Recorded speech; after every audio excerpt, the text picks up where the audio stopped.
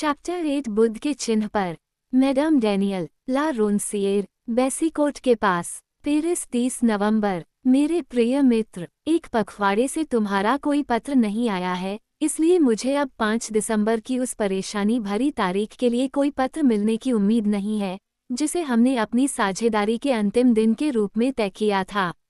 मैं चाहता हूं कि यह आ जाए, क्योंकि तब तुम एक ऐसे अनुबंध से मुक्त हो जाओगे जो अब तुम्हें खुशी नहीं देता। मेरे लिए वे 7 लड़ाइयां जो हमने साथ मिलकर लड़ी और जीती, अंतहीन आनंद और उत्साह का समय था। मैं तुम्हारे साथ रह रहा था। मैं उस सभी भलाई के बारे में सचेत था जो वह अधिक सक्रिय और उत्साहपूर्ण अस्तित्व तुम्हारे लिए कर रहा था। मेरी खुशी इतनी अधिक थी कि मैं इसके बारे में तुमसे बात करने या तुम्हें अपनी गुप्त भावनाओं के बारे में कुछ भी बताने की हिम्मत नहीं कर पाया, सिवाय तुम्हें खुश करने की मेरी इच्छा और मेरी भावुक भक्ति के। आज तुम्हें अपने भाई से बहुत कुछ मिल गया है। तुम्हारी इच्छा ही कानून होगी। लेकिन यद्यपि मैं आपके आदेश के आगे सिर झुकाता हूँ, क्या मैं आपको याद दिला सकता हूँ कि मैं हमेशा से यही मानता था कि हमारा अंतिम साहस कैसा होगा? क्या मैं आपके शब्दों को दोहरा सकता हूँ, जिनमें से एक भी मैं नहीं भूला हूँ? मैं मांग करता हूँ, तुमने कहा, तुम मुझे एक छोटा प्राचीन क्लेस्प लौटा दोगे जो एक कॉर्नेलियन से बना है और एक फिलीग्री माउंट में जड़ा हुआ है। यह मुझे मेरी माँ से मिला था और हर कोई जानता था कि यह उसे और मुझे भी खुशी देता था। जिस दिन से यह मेरे गहनों के डिब्बे से गायब हुआ है, तब से मुझे सिर्फ दुख ही मिला है। इसे मुझे लौटा दो, मेरे अच्छे प्रतिभाशाली व्यक्ति। और जब मैंने आपसे पूछा कि क्लेस्प कब गायब हो गया, तो आपने हंसते हुए उत्तर दिया, 7 साल पहले, या 8 या 9, मुझे ठीक ठीक पता नहीं। मुझे नहीं पता कब, मुझे नहीं पता कैसे, मुझे इसके बारे में कुछ नहीं पता। तुम मुझे चुनौती दे रहे थे, है न? और तुमने मेरे सामने ये शर्त इसलिए रखी क्योंकि यह ऐसी शर्त थी जिसे मैं पूरा नहीं कर सकता था। फिर भी मैंने वादा किया था और मैं अपना वादा निभाना चाहता हूँ।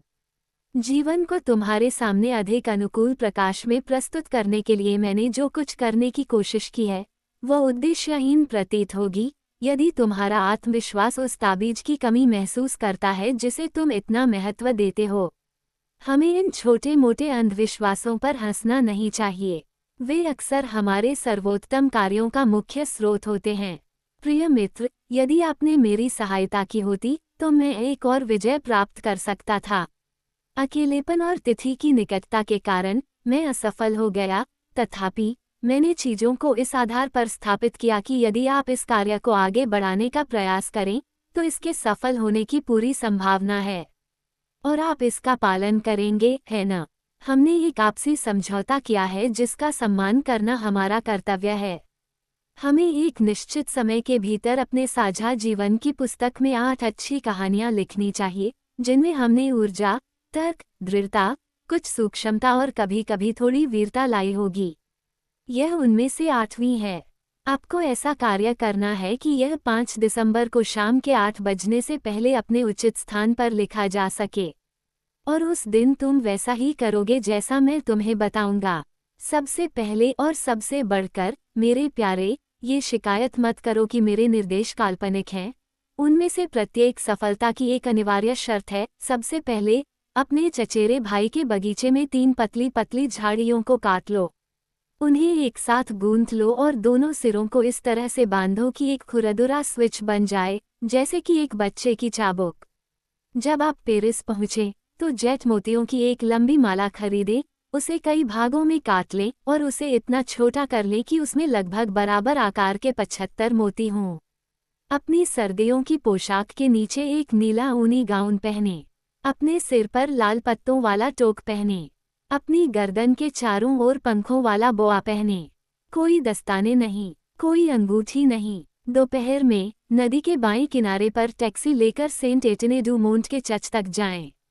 ठीक 4 बजे चर्च के अंदर पवित्र जल के बेसिन के पास काले कपड़े पहने एक बूढ़ी महिला होगी जो चांदी की माला पर अपनी प्रार्थना कर रही होगी। वह आपको पवित्र जल देगी।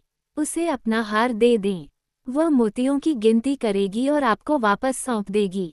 इसके बाद आप उसके पीछे चलेंगे, आप सीन की एक शाखा को पार करेंगे और वह आपको आइल सेंट लुइस की एक सुनसान सड़क पर ले जाएगी, एक घर तक जिसमें आप खुद प्रवेश करेंगे। इस घर की निचली मंजिल पर तुम्हें एक जवान आदमी मिलेगा जिसका रंग बहुत सांवला है। अपना लबादा उतारो और उससे कहो, मैं अपना क्लेस्प लेने आया हूँ। उसकी बेचैनी या निराशा से आश्चर्यचकित न हूँ। उसकी उपस्थिति में शांत रहें। यदि वह आपसे प्रश्न करता है, यदि वह जानना चाहता है कि आपने उससे आवेदन क्यों किया या आपको ऐसा अनुरोध करने के लिए क्या प्रेरित किया, तो उसे कोई स्पष्टीकरण न दें। आपके उत्तर इन संक्षिप्त सूत्रों तक सीमित होने चाहिए। मैं अपना सामान लेने आया हूँ। मैं आपको नहीं जानता, मैं आपका नाम नहीं जानता, लेकिन मैं इस तरह आपके पास आने के लिए बाध्य हूँ। मुझे मेरा क्लेस्प वापस चाहिए। मुझे चाहिए ही। मैं ईमानदारी से मानता हूँ कि अगर आप में उस रवैये से विचलित न होने की दृढ़ता है, तो चाहे वह व्यक्ति कितना भी प्रहसन क्यों न करे, आप पूरी तरह सफल होंगे। लेकिन मुकाबला छोटा होना चाहिए और यह पूरी तरह से आपके आत्मविश्वास और सफलता की आपकी निश्चितता पर निर्भर करेगा। यह एक तरह का मैच होगा जिसमें आपको अपने प्रतिद्वंद्वी को पहले राउंड में हराना होगा। अगर आप निष्क्रिय बने रहेंगे तो आप जीत जाएंगे। अगर आप हिचकिचाहट या बेचैनी दिखाते हैं तो आप उसके खिलाफ कुछ नहीं कर सकते।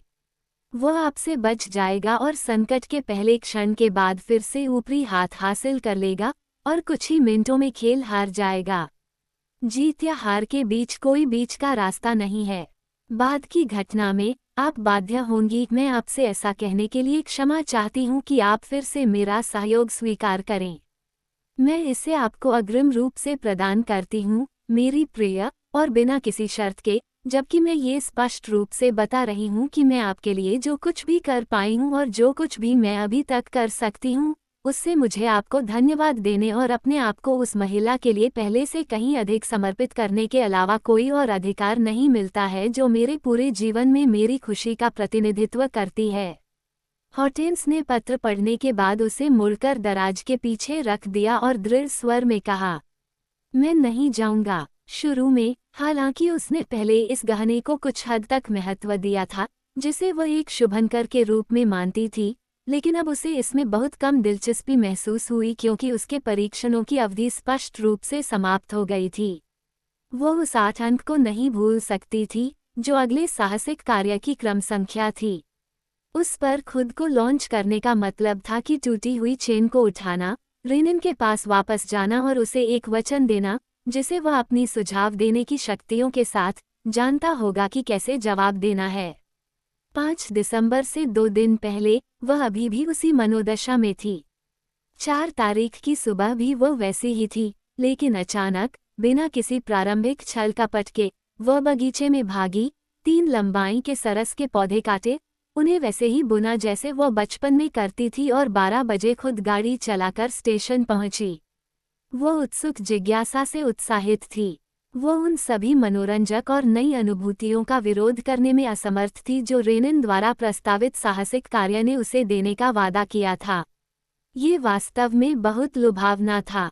जेठ हार, शरद ऋतु के पत्तों वाला टोक, चांदी की माला वाली बूढ़ी औरत, वो उनके रहस्यमय आकर्षण का विरोध कैसे कर सकती थी और वह रेनिन को ये दिखाने के इस अवसर को कैसे अस्वीकार कर सकती थी कि वह क्या करने में सक्षम थी। और फिर, आखिरकार, उसने खुद से हंसते हुए कहा, वह मुझे पेरिस बुला रहा है। अब 8 बजे का समय मेरे लिए पेरिस से 300 मील दूर, उस पुराने सुनसान शैटो डे हालिंग्रे में खतरनाक है, लेकिन कहीं और नहीं। एकमात्र घड़ी जो खतरे का समय बता सकती है, वह नीचे, ताले और चाबी के नीचे, एक कैदी है। वह उसी शाम पेरिस पहुंच गई। 5 तारीख की सुबह वह बाहर गई और एक जेठहार खरीदा, जिसे उसने 75 मोतियों तक कम कर दिया, एक नीला गाउन और लाल पत्तों वाला टोक पहना और ठीक 4 बजे सेंट एटने डू मोंट के चर्च में प्रवेश किया। उसका दिल जोरों से धड़क रहा था। इस बार वह अकेली थी और अब उसे उस सहारे की ताकत का कितना एहसास हो रहा था, जिसे उसने किसी उचित कारण के बजाय बिना सोचे समझे डर के किनारे रख दिया था। उसने अपने चारों ओर देखा, लगभग उसे देखने की उम्मीद में, लेकिन वहां कोई नहीं था। पवित्र जल के बेसिन के पास खड़ी एक काली पोशाक वाली बूढ़ी औरत के अलावा कोई नहीं था। होटेंस उसके पास गई। बूढ़ी महिला ने, जिसके हाथ में चांदी की माला थी, उसे पवित्र जल दिया और फिर होटेंस द्वारा दिए गए हार के मोतियों की गिनती शुरू कर दी। वो फुसफुसाए, 75, ठीक है, आओ। बिना एक और शब्द कहे वह सड़क के लैंप की रोशनी में धीरे धीरे चलती हुई पोंट डेस टूरनेल्स को पार कर आइल सेंट लुई तक पहुंची और एक खाली सड़क से होकर एक चौराहे तक पहुंची, जहां वह लोहे की बालकनी वाले एक पुराने घर के सामने रुकी। अंदर जाओ, उसने कहा, और बूढ़ी औरत चली गई। हॉटेंस ने अब एक समृद्ध दिखने वाली दुकान देखी जो लगभग पूरी भूतल पर फैली हुई थी और जिसकी खिड़कियां बिजली की रोशनी से जगमगाती हुई पुराने फर्नीचर और पुरावशेषों का ढेर लगा हुआ था। वो कुछ सेकंड के लिए वहां खड़ी रही, उसे ध्यान से देखती रही। एक साइन बोर्ड पर द मर्क्री लिखा था, साथ ही दुकान के मालिक का नाम पेनकाल्डी लिखा था। ऊपर एक उभरी हुई कंगनी पर, जो पहली मंजिल के बराबर थी, एक छोटे से आला में टेराकोटा मर्क्री को एक पैर पर खड़ा करके रखा गया था। उसके सैंडल पर पंख थे और उसके हाथ में कैडुसियस था, जो, जैसा कि हॉटेंस ने देखा, अपनी उड़ान के जोश में थोड़ा आगे की ओर झुका हुआ था और तार्किक रूप से उसे अपना संतुलन खोकर सड़क पर गिर जाना चाहिए था। अब, उसने धीमे स्वर में कहा। उसने दरवाजे का हैंडल घुमाया और अंदर चली गई। दरवाज़ा खुलने पर घंटियां बजने के बावजूद कोई भी उससे मिलने नहीं आया। दुकान खाली लग रही थी। हालांकि दुकान के सबसे पीछे एक कमरा था और उसके बाद एक और कमरा था। दोनों ही जगहें फर्नीचर और छोटी छोटी चीज़ों से भरी हुई थीं, जिनमें से कई बहुत कीमती लग रही थीं। हॉटेंस एक संकरी गैंगवे के साथ चली गई जो अलमारी, कैबिनेट और कंसोल टेबल से बनी दो दीवारों के बीच मुड़ी हुई थी। 2 सीढ़ियां चढ़ी और खुद को सभी कमरों में से सबसे आखिरी कमरे में पाया। एक आदमी लिखने की मेज पर बैठा हुआ कुछ बही खाते देख रहा था। बिना सिर घुमाए उसने कहा, मैं आपकी सेवा में उपस्थित हूँ महोदया। कृपया अपने चारों ओर देखें। इस कमरे में विशेष प्रकार की वस्तुएं थीं, जो इसे मध्य युग के किसी किमियागर की प्रयोगशाला का रूप देती थीं। भरवा उल्लू, कंकाल, खोपड़ियाँ, तांबे के बर्तन, खगोलीय उपकरण और चारों ओर दीवारों पर लटके हुए हर प्रकार के ताबीज, मुख्य रूप से हाथीदांत या मूंगे के बने हाथ, जिनमें दुर्भाग्य दूर करने के लिए 2 उंगलियां बनी हुई थीं। क्या आप कुछ विशेष चाहती हैं, मैडम? मिस्टर पेनकाल्डी ने अपनी मेज बंद करते हुए और कुर्सी से उठते हुए पूछा।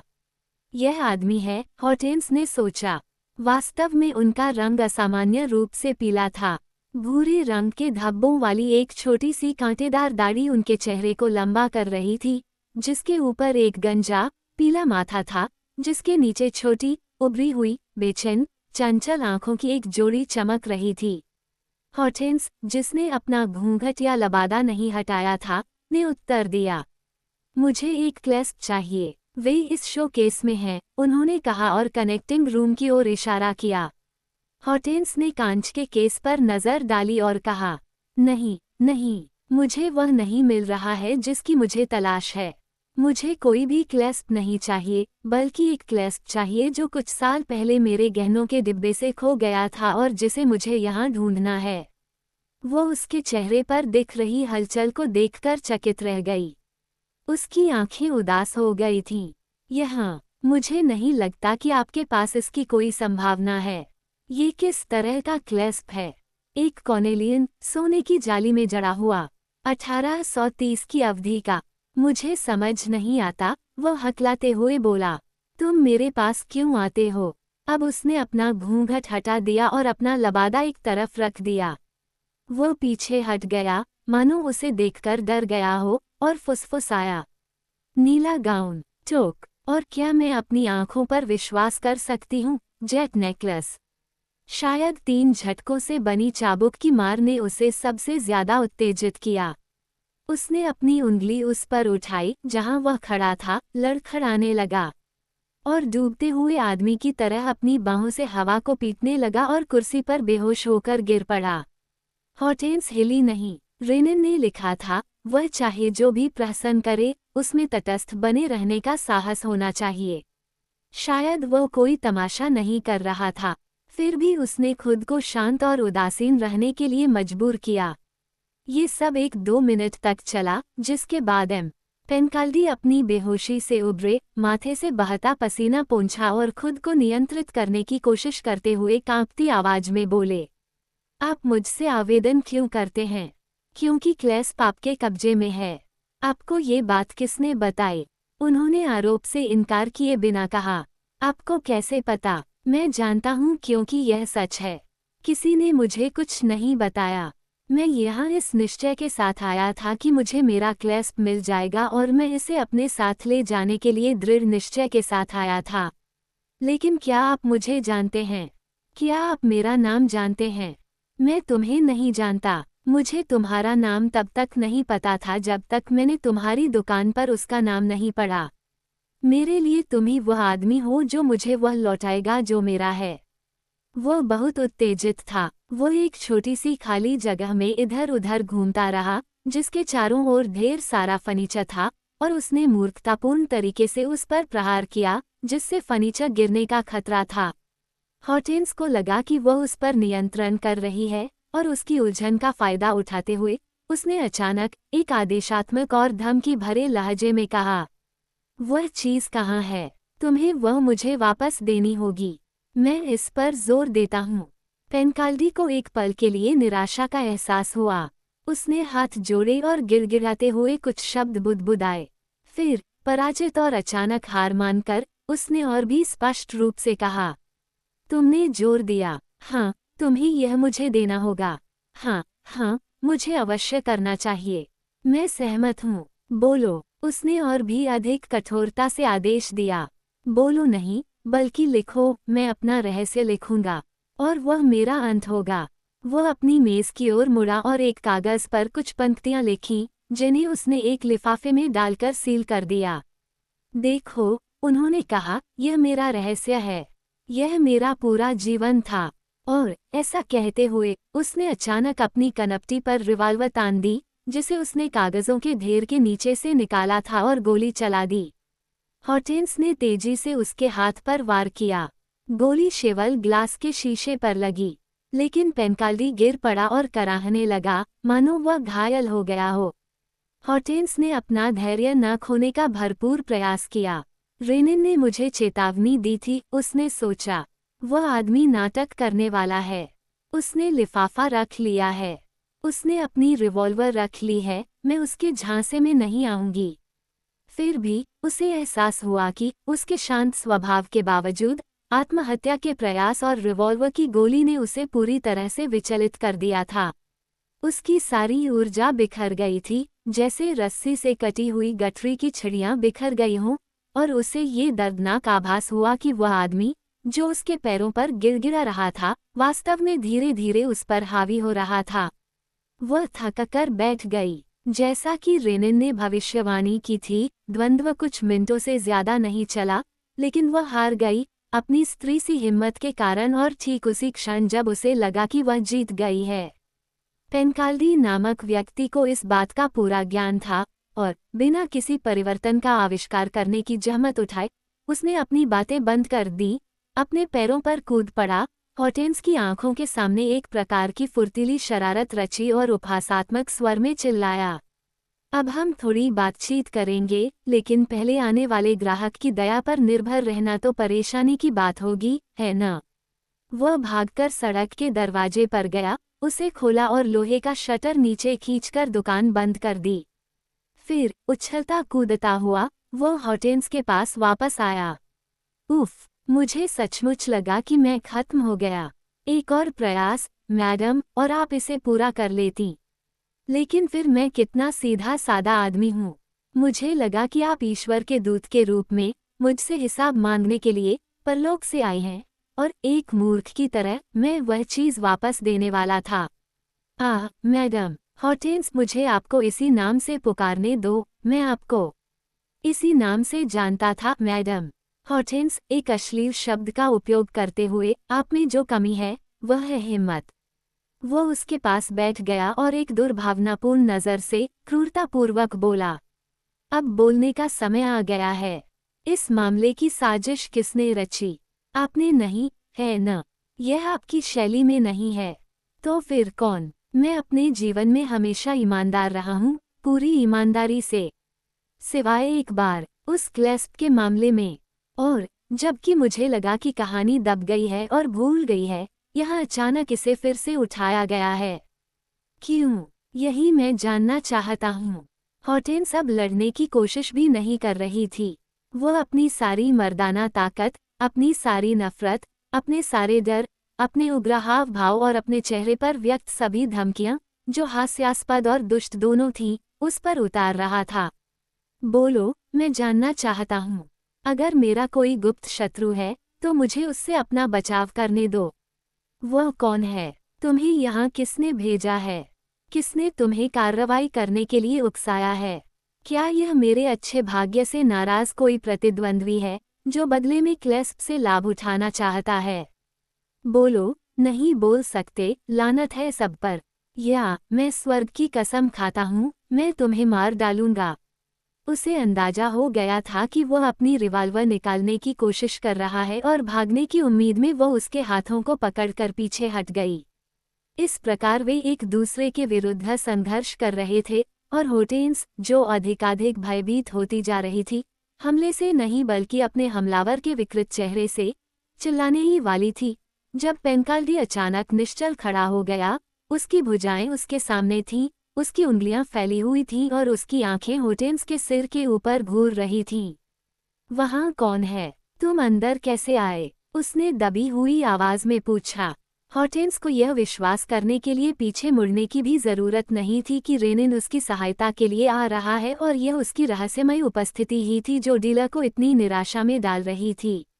वास्तव में एक दुबला पतला व्यक्ति आराम कुर्सियों और सोफों के ढेर के बीच से चुपके से निकला और रेनिन शांत कदमों से आगे बढ़ा। आप कौन हैं? पेनकाल्डी ने दोहराया। आप कहाँ से आए हैं? वहाँ से, उन्होंने बहुत ही विनम्रता से छत की ओर इशारा करते हुए कहा। वहाँ से? हाँ, पहली मंजिल से। मैं पिछले 3 महीनों से इस मंजिल के ऊपर किराएदार हूँ। मैंने अभी शोर सुना, कोई मदद के लिए पुकार रहा था, इसलिए मैं नीचे आ गया। लेकिन तुम यहाँ कैसे आए? सीढ़ियों के पास। कौन सी सीढ़ी? दुकान के अंत में लोहे की सीढ़ियाँ। तुमसे पहले जिस आदमी का यह मकान था, उसका फ्लैट मेरी मंजिल पर था और वो उस छुपी हुई सीढ़ी से ऊपर नीचे आता जाता था। तुमने दरवाज़ा बंद करवा दिया था। मैंने उसे खोला, लेकिन किस अधिकार से, सर? ये तो घुसपैठ करने के समान है। जब कोई साथी प्राणी हो जिसे बचाया जाना हो, तो घुसपैठ की अनुमति है। एक बार फिर, आप कौन हैं? राजकुमार रेनिन। और इस महिला का एक मित्र, रेनिन ने हॉर्टेंस के ऊपर झुकते हुए उसके हाथ चूमते हुए कहा। पेनकाल्डी का गला घुट रहा था और वह बुदबुदाया। ओह, मैं समझ गया। तुमने ही साजिश रची थी। तुमने ही उस महिला को भेजा था। ये था, मिस्टर पेनकाल्डी, ये था। और आपके इरादे क्या हैं? मेरे इरादे बेदाग हैं। कोई हिंसा नहीं, बस एक छोटा सा साक्षात्कार। जब वो खत्म हो जाएगा, तो आप मुझे वह सौंप देंगे जिसके लिए मैं आया हूँ। क्या? क्लेस्प? ऐसा कभी नहीं होगा, डीला चिल्लाया। नहीं मत कहो, ये तो पहले से तय निष्कर्ष है। सर, धरती पर कोई भी ताकत मुझे ऐसा करने के लिए मजबूर नहीं कर सकती। क्या हम आपकी पत्नी को बुलाएं? मैडम पेनकाल्डी शायद आपसे बेहतर स्थिति को समझ सकेंगी। इस अप्रत्याशित दुश्मन के साथ अकेले न रहने का विचार पेनकाल्डी को पसंद आया। उसके बगल में मेज पर एक घंटी रखी थी। उसने उसे 3 बार बजाया।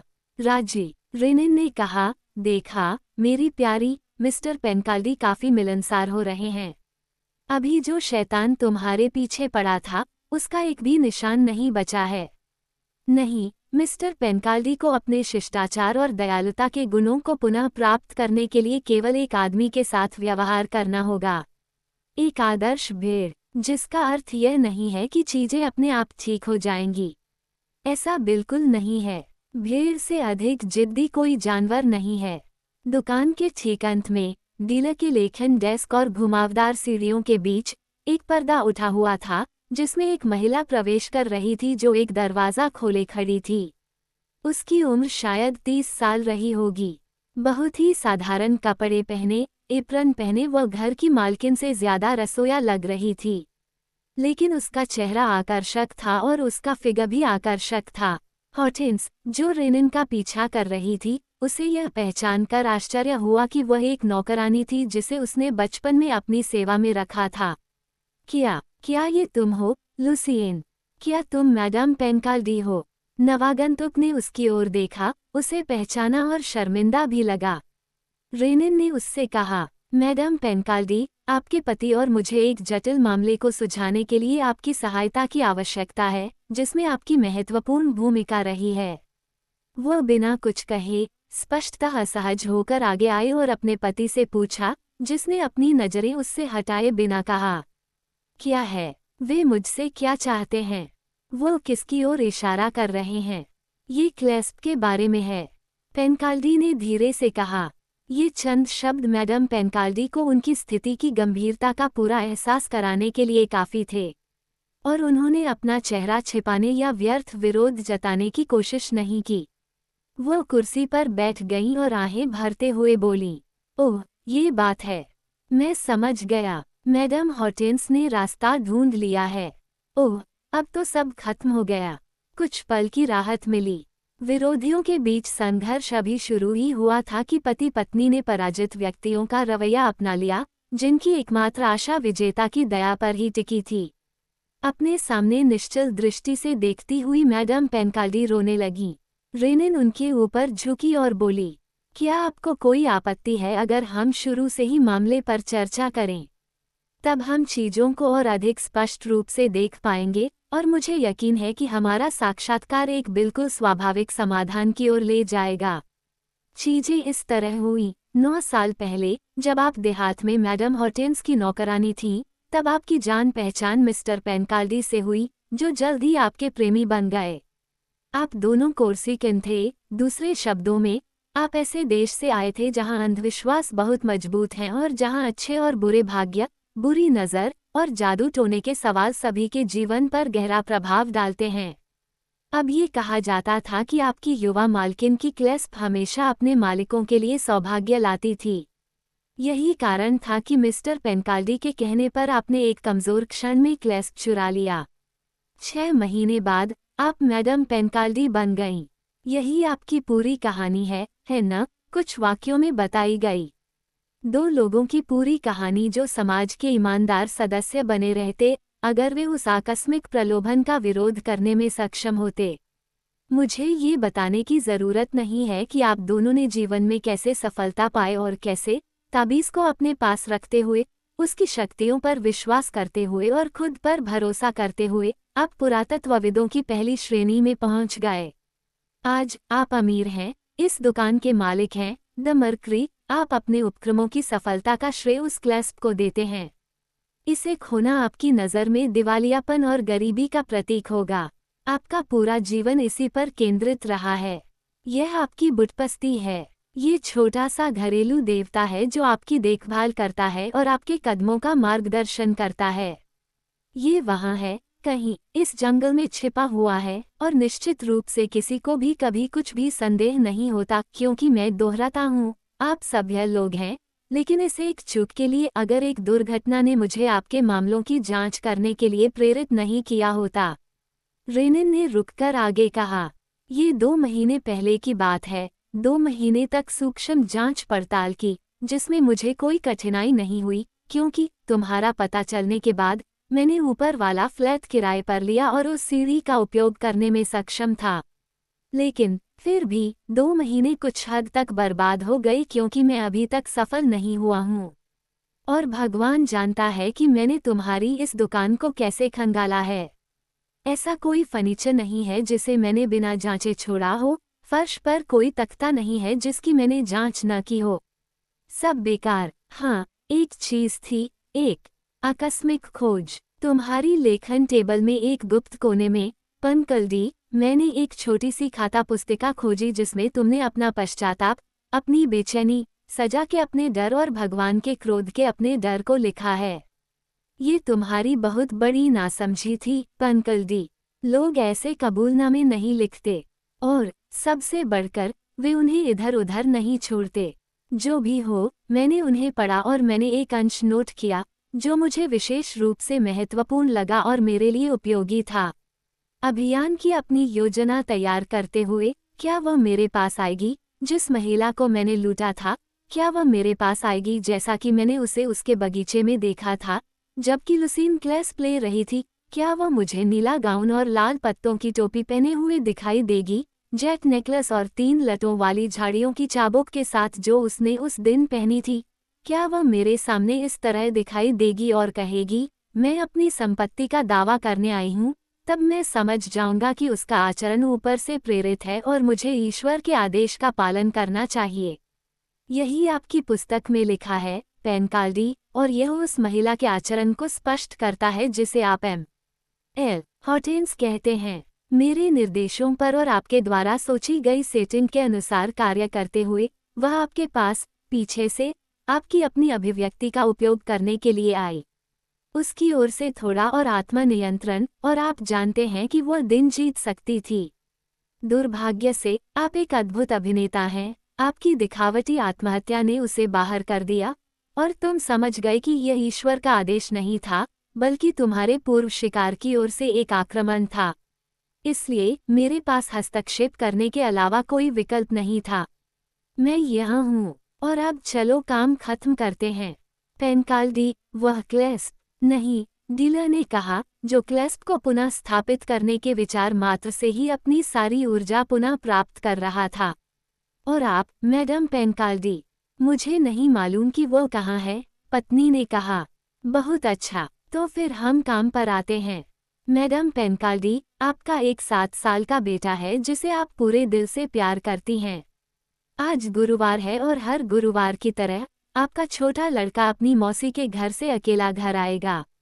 मेरे 2 दोस्त उस सड़क पर तैनात हैं जिससे वह लौटता है और विपरीत निर्देश के अभाव में, जब वह गुजरेगा तो वे उसका अपहरण कर लेंगे। मैडम पेनकाल्डी का सिर एकाएक हिल गया। मेरे बेटे, ओह, कृपया कृपया, ऐसा मत करो। मैं कसम खाती हूँ कि मुझे कुछ भी नहीं पता। मेरे पति कभी भी मुझ पर भरोसा करने के लिए सहमत नहीं होंगे।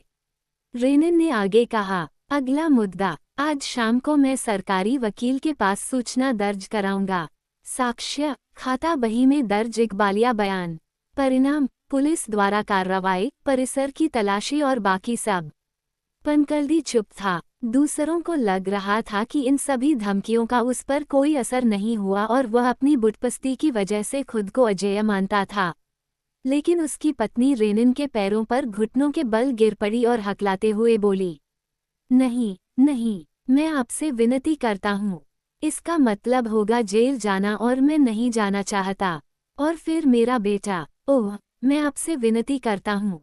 हॉटेंस दया से भर गई, उसने रेनिन को एक तरफ ले लिया। बेचारी औरत, मुझे उसके लिए मध्यस्थता करने दो। अपना मन शांत करो, उसने कहा। उसके बेटे को कुछ नहीं होने वाला है। लेकिन आपके 2 दोस्त, सरासर धोखा। सरकारी वकील को आपका आवेदन, यह महज एक धमकी है। तो फिर आप क्या करने की कोशिश कर रहे हैं? उन्हें डराकर उनकी बुद्धि को खत्म कर देना, ताकि वे कोई टिप्पणी, कोई शब्द बोल सकें जो हमें वह बता सके जो हम जानना चाहते हैं। हमने हर दूसरे तरीके को आजमा लिया है।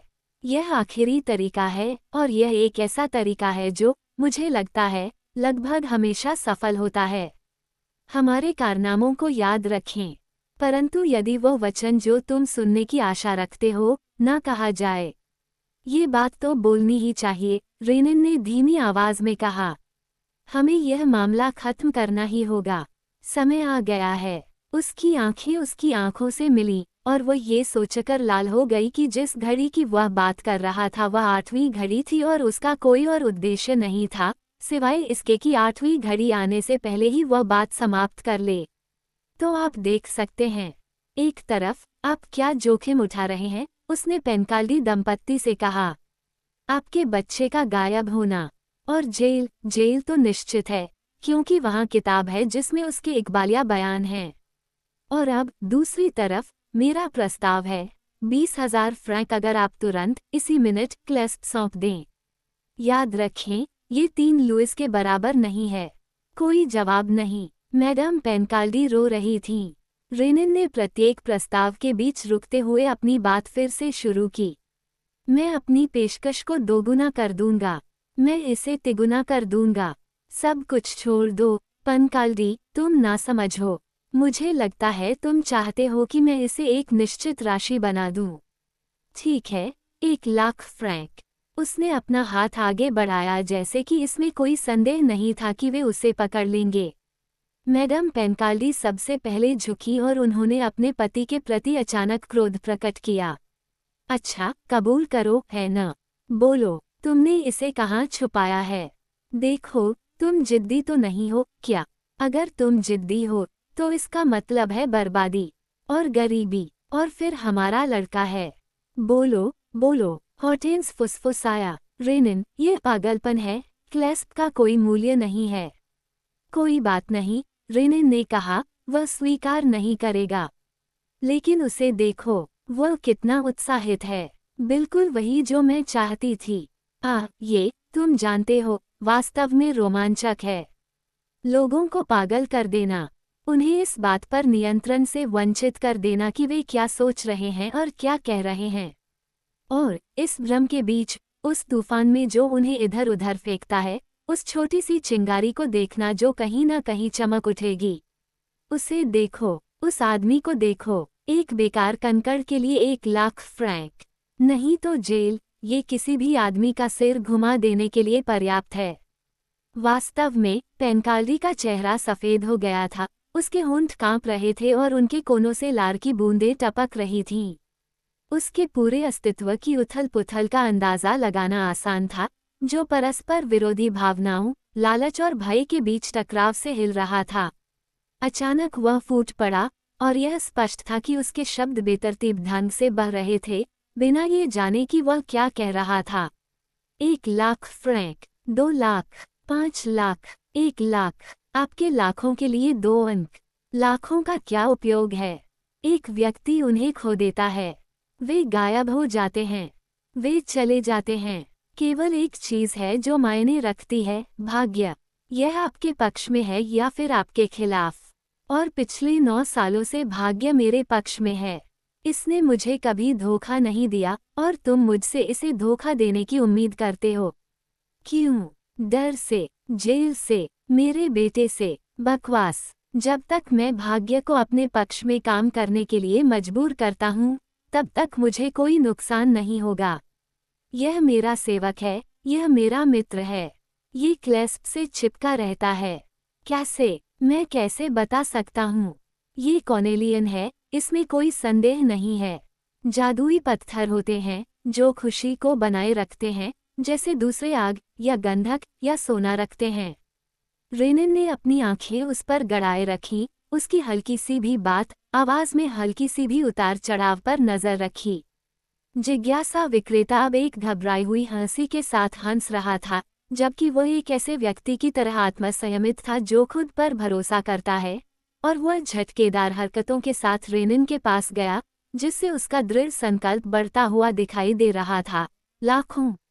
मेरे प्यारे साहब, मैं उन्हें उपहार के रूप में नहीं लूंगा। मेरे पास जो थोड़ा सा पत्थर है, वह उससे कहीं अधिक मूल्यवान है। और इसका प्रमाण यह है कि आप इसे मुझसे छीनने के लिए जो कष्ट उठा रहे हैं, वह सब इसमें निहित है। आहा, इसे खोजने में महीनों लग गए, जैसा कि आप स्वयं स्वीकार करते हैं। महीनों तक आपने सब कुछ उलट पुलट कर दिया, जबकि मैंने, जिसे कुछ भी संदेह नहीं था, अपना बचाव भी नहीं किया। मैं क्यों करूं? उस छोटी सी चीज ने अकेले ही अपना बचाव किया। वह नहीं चाहती कि उसे खोजा जाए और उसे खोजा भी नहीं जाएगा। उसे यहाँ रहना अच्छा लगता है। वह एक अच्छे, ईमानदार व्यवसाय की अध्यक्षता करती है जो उसे संतुष्ट करता है। पेनकाल्डी का भाग्य, क्यों? ये पूरे मोहल्ले में, सभी डीलरों में जाना जाता है। मैं इसे घर की छतों से घोषित करता हूँ, मैं एक भाग्यशाली व्यक्ति हूँ। मैंने तो इतनी हिम्मत भी की कि भाग्य के देवता बुध को अपना संरक्षक बना लिया। वे भी मेरी रक्षा करते हैं। देखो, मेरी दुकान में हर जगह बुध के देवता हैं। वहाँ ऊपर देखो, उस शेल्फ पर, मूर्तियों की एक पूरी कतार है, जैसे कि सामने के दरवाजे पर लगी मूर्ति, एक महान मूर्तिकार के हस्ताक्षर वाले प्रूफ जो उन्हें तोड़कर मुझे बेच गए। क्या आप एक लेना चाहेंगे मेरे प्यारे महोदय? यह आपके लिए भी सौभाग्य लाएगा। अपनी पसंद चुनें। आपकी हार की भरपाई के लिए पेनकाल्डी की ओर से एक उपहार। क्या यह आपको पसंद है? उसने दीवार के पास शेल्फ के नीचे एक स्टूल रखा, एक मूर्ति निकाली और उसे रेनिन की बाहों में रख दिया। और दिल खोलकर हंसते हुए और अधिक उत्साहित होते हुए, जैसे जैसे उसका दुश्मन उसके जोशीले हमले के आगे झुकता और पीछे हटता हुआ दिखाई दिया, उसने समझाया, बहुत बढ़िया, उसने स्वीकार कर लिया। और ये तथ्य कि उसने स्वीकार कर लिया है, ये दर्शाता है कि हम सभी सहमत हैं। मैडम पेनकाल्डी, अपने आप को परेशान मत करो। आपका बेटा वापस आ रहा है और कोई भी जेल नहीं जाएगा। अलविदा मैडम हॉर्टेंस। शुभ दिन सर, आशा है कि आप फिर से मिलेंगे। यदि आप कभी भी मुझसे बात करना चाहते हैं तो बस छत पर 3 थपथपाएं। अलविदा, अपना उपहार मत भूलना और बुध आप पर कृपा करें। अलविदा मेरे प्यारे राजकुमार। अलविदा मैडम हॉर्टेंस। वो उन्हें लोहे की सीढ़ियों तक ले गया, बारी बारी से उनमें से प्रत्येक की बांह पकड़ी और उन्हें सीढ़ियों के शीर्ष पर छिपे छोटे से दरवाजे तक धकेल दिया। और अजीब बात ये थी कि रेनिन ने कोई विरोध नहीं किया। उसने प्रतिरोध करने की कोशिश नहीं की। उसने खुद को एक शरारती बच्चे की तरह ले जाने दिया जिसे बिस्तर पर ले जाया जाता है। जब उसने पेनकाल्डी को प्रस्ताव दिया था और जब पेनकाल्डी ने उसे हाथों में मूर्ति लेकर दुकान से बाहर निकाल दिया था, इन दोनों के बीच 5 मिनट से भी कम का समय बीता था। रेनिनी ने पहली मंजिल पर जो फ्लैट लिया था, उसका डाइनिंग रूम और ड्राइंग रूम सड़क की ओर खुलता था। डाइनिंग रूम में 2 लोगों के लिए टेबल रखी गई थी। मुझे माफ कर दोगे, है ना? रेनिन ने हॉर्टेंस के लिए ड्राइंग रूम का दरवाज़ा खोलते हुए कहा। मैंने सोचा था कि जो भी हो, मैं आज शाम को तुमसे ज़रूर मिलूंगा और हम साथ में खाना खाएंगे। मेरी इस मेहरबानी से इनकार मत करना, जो हमारे आखिरी रोमांच में दिया गया आखिरी एहसान होगा। हॉर्टेंस ने उसे मना नहीं किया। जिस तरह से लड़ाई खत्म हुई थी वह अब तक उसने जो कुछ भी देखा था उससे इतना अलग था कि वह परेशान हो गई। वैसे भी, जब अनुबंध की शर्तें पूरी नहीं हुई थीं, तो उसे मना क्यों करना चाहिए था? रेनिन अपने नौकर को आदेश देने के लिए कमरे से बाहर चला गया। 2 मिनट बाद वह हॉर्टेंस के लिए वापस आया। तब 7 बजने वाले थे। मेज पर फूल रखे थे और मरकरी की मूर्ति, जो कि पेनकाल्डी का उपहार था, उनके ऊपर रखी हुई थी। रेनिन ने कहा, भाग्य के देवता हमारे भोजन का आनंद लें। वो बहुत उत्साहित था और उसे अपने सामने बैठा देखकर उसने बहुत प्रसन्नता व्यक्त की। हाँ, उसने कहा, मुझे शक्तिशाली साधनों का सहारा लेना पड़ा और सबसे शानदार उपक्रमों के प्रलोभन से तुम्हें आकर्षित करना पड़ा। तुम्हें ये स्वीकार करना होगा कि मेरा पत्र बहुत ही शानदार था। 3 सरौते, नीला गाउन, बस अनूठा। और जब मैंने अपने द्वारा बनाई गई कुछ पहेलियां डाली, जैसे हार के 75 मोती और चांदी की माला वाली बूढ़ी औरत, तो मुझे पता था कि तुम प्रलोभन के आगे झुकने के लिए बाध्य हो। मुझ पर नाराज मत हो। मैं तुम्हें देखना चाहता था और मैं चाहता था कि यह आज हो। तुम आ गए और मैं तुम्हारा शुक्रिया अदा करता हूँ। इसके बाद उसने उसे बताया कि वह चोरी हुए गहने के रास्ते पर कैसे पहुंचा। क्या तुमने यह उम्मीद नहीं की थी कि मैं ये शर्त पूरी नहीं कर पाऊंगा? तुमने गलती की, मेरे प्यारे। कम से कम शुरुआत में तो ये परीक्षण काफी आसान था, क्योंकि यह एक निर्विवाद तथ्य पर आधारित था। क्लेस्प में तावीज़ का गुण था। मुझे बस ये देखना था कि क्या तुम्हारे आसपास के लोगों में, तुम्हारे नौकरों में से कोई ऐसा है जिस पर उस गुण का कोई प्रभाव पड़ा हो। अब उन लोगों की सूची पर आते हैं जिन्हें मैं तैयार करने में सफल रहा। मैंने तुरंत देखा कि कोर्सिका से आने वाली मैडम लुसियन का नाम था। यह मेरी शुरुआती बात थी। बाकी तो बस घटनाओं का एक क्रम था। हॉर्टेंस ने उसे आश्चर्य से देखा। वह अपनी हार को इतनी लापरवाही से कैसे स्वीकार कर रहा था और जीत के स्वर में बात भी कर रहा था, जबकि वास्तव में उसे पेनकाल्डी ने बुरी तरह से हराया था और उसे थोड़ा हास्यास्पद भी बना दिया था। वो उसे यह महसूस करने से नहीं रोक सकी और जिस ढंग से उसने ऐसा किया उससे एक निश्चित निराशा, एक निश्चित अपमान का आभास हुआ। सब कुछ घटनाओं का एक संयोजन है, बहुत अच्छी बात है।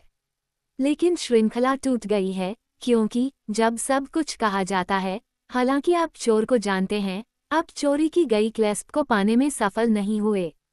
ये निंदा स्पष्ट थी। रेनिन ने उसे असफलता की आदत नहीं दी थी, और इसके अलावा वह ये देखकर चिढ़ गई कि वो कितनी लापरवाही से एक ऐसे प्रहार को स्वीकार कर रहा था जो आखिरकार उसकी सारी उम्मीदों को खत्म कर रहा था। उसने कोई जवाब नहीं दिया। उसने अपने दोनों गिलास शैंपेन से भर लिए थे और धीरे धीरे अपना गिलास खाली कर रहा था। उसकी नज़रें बुद्ध की मूर्ति पर टिकी थीं। उसने उसे उसके आसन पर घुमाया और एक प्रसन्न पारखी की नज़र से उसे देखा। एक सामंजस्यपूर्ण रेखा कितनी सुंदर चीज है। रंग मुझे रूपरेखा, अनुपात, समरूपता और रूप के सभी अद्भुत गुणों से अधिक उत्साहित करते हैं। इस छोटी मूर्ति को देखें। पेनकाल्डी सही है, यह एक महान कलाकार का काम है। पैर पतले और मांसल दोनों हैं, पूरी आकृति उछाल और गति का आभास देती है। ये बहुत अच्छी तरह से बनाया गया है। केवल एक गलती है, बहुत मामूली, शायद आपने इस पर ध्यान नहीं दिया है। हाँ, मैंने देखा है, हॉर्टेंस ने कहा। जब मैंने बाहर साइन देखा तो मुझे लगा कि यह एक तरह का संतुलन की कमी है। क्या आपका मतलब है न? भगवान अपने पैर पर बहुत ज्यादा झुके हुए हैं। ऐसा लग रहा है कि वे आगे की ओर गिरने वाले हैं। यह आपकी बहुत चतुराई है, रेनिन ने कहा। गलती लगभग अगोचर है और इसे देखने के लिए प्रशिक्षित आंख की जरूरत है। वास्तव में, हालांकि, तर्क के मामले में, शरीर के वजन को अपना रास्ता बनाना चाहिए और प्राकृतिक नियमों के अनुसार छोटे भगवान को सिर पर चढ़ना चाहिए। कुछ देर रुकने के बाद उन्होंने आगे कहा, मैंने पहले दिन ही उस दोष को देख लिया था। ऐसा कैसे हुआ कि मैंने तुरंत कोई निष्कर्ष नहीं निकाला? मैं हैरान था क्योंकि कलाकार ने एक सौंदर्य नियम के विरुद्ध पाप किया था, जबकि मुझे हैरान होना चाहिए था क्योंकि उसने एक भौतिक नियम की अनदेखी की थी। मानो कला और प्रकृति एक साथ मिश्रित नहीं थे, और मानो गुरुत्वाकर्षण के नियम बिना किसी मूलभूत कारण के विचलित हो सकते हैं। तुम्हारा क्या मतलब है?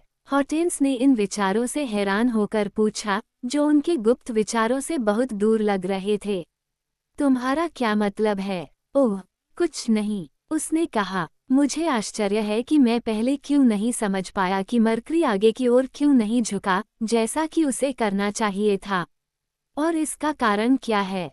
कारण, मैं कल्पना करता हूँ कि जब पेनकाल्डी ने मूर्ति को अपने उद्देश्य के लिए खींचा होगा, तो उसका संतुलन बिगड़ गया होगा, लेकिन ये संतुलन किसी ऐसी चीज द्वारा बहाल हो गया होगा जो छोटे देवता को पीछे खींचती है और जो उसकी बहुत खतरनाक मुद्रा को संतुलित करती है।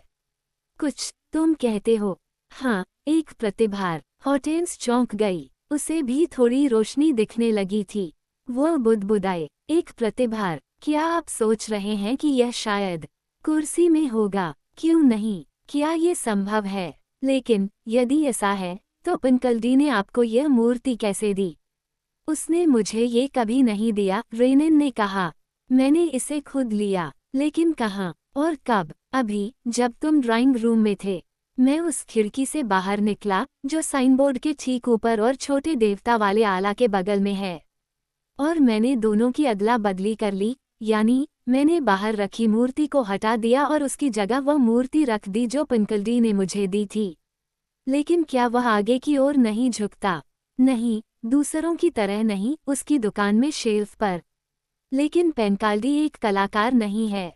संतुलन की कमी उसे प्रभावित नहीं करती, वो कुछ भी गलत नहीं देखेगा, और वो खुद को भाग्य का साथ देता रहेगा, जो ये कहने का एक और तरीका है कि भाग्य उसका साथ देता रहेगा। इस बीच, यहाँ मूर्ति है, जिसका उपयोग संकेत के लिए किया जाता है। क्या मुझे कुर्सी तोड़नी है और कुर्सी के पीछे टाँके गए शीशे के आवरण से तुम्हारा क्लेस्प निकालना है, जो बुद्ध को स्थिर रखता है? नहीं, नहीं, इसकी कोई जरूरत नहीं है, हॉर्टेंस ने जल्दी से बड़बड़ाया। रेनिन की अंतर्ज्ञान, उसकी सूक्ष्मता, जिस कुशलता से उसने पूरे मामले को संभाला था, उसके लिए, फिलहाल, ये सभी बातें पृष्ठभूमि में रहीं।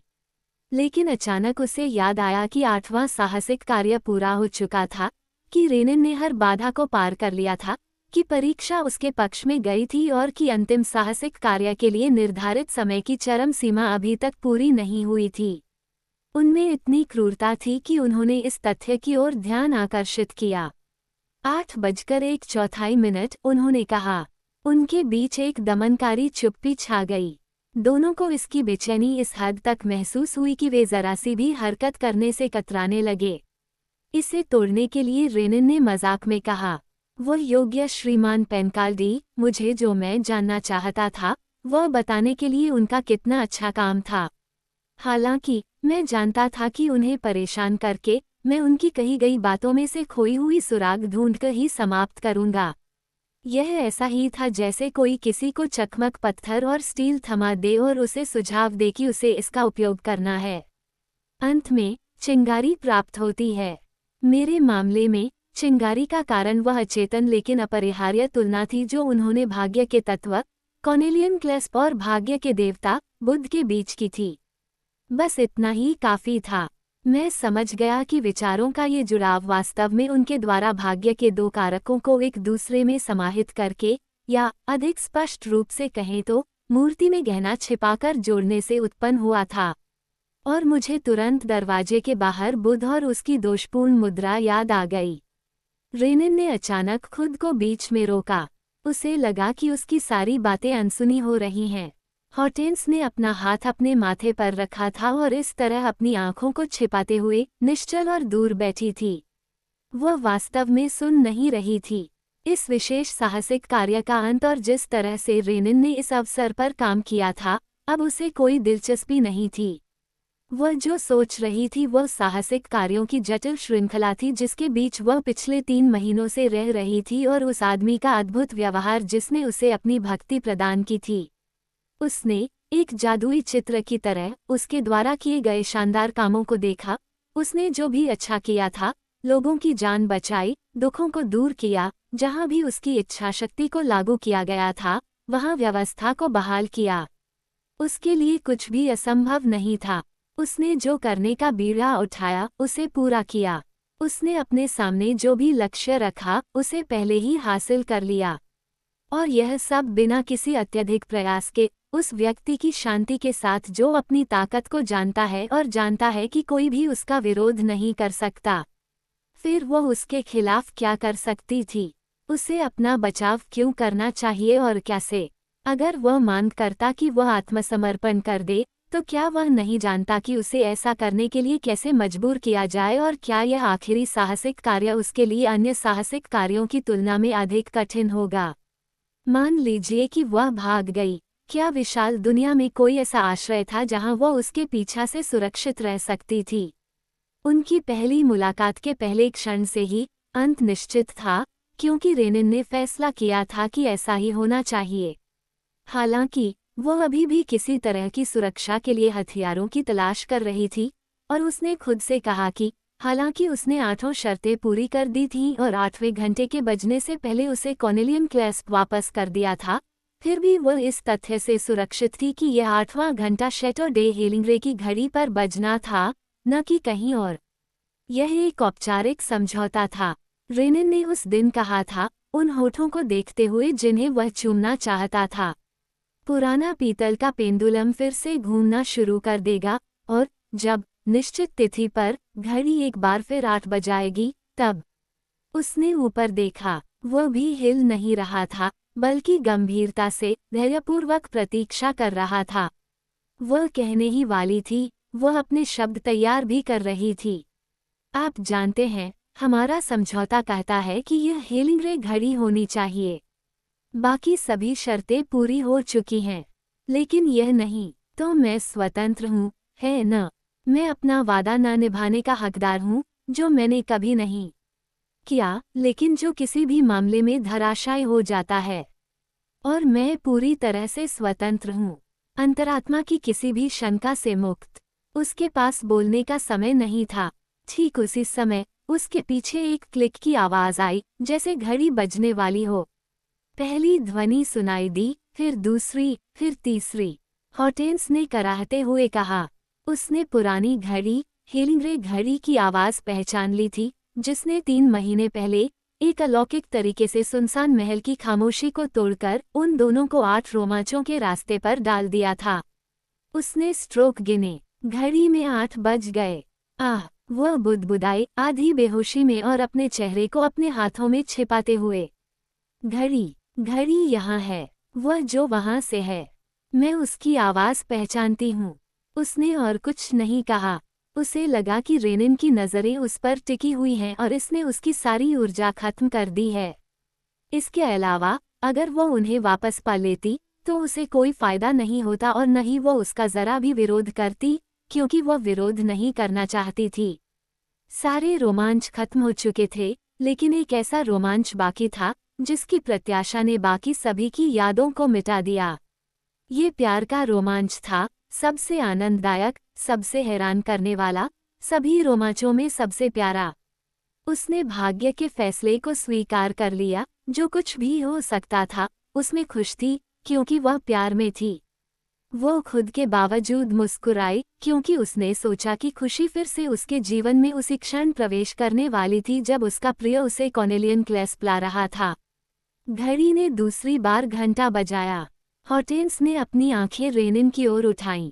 वो कुछ सेकंड और संघर्ष करती रही, लेकिन वह एक मंत्रमुग्ध पक्षी की तरह थी, विद्रोह की कोई भी हरकत करने में असमर्थ, और 8वें वार पर वह उसके सीने पर गिर पड़ी और उसे अपने होंठ दे दिए। अंत।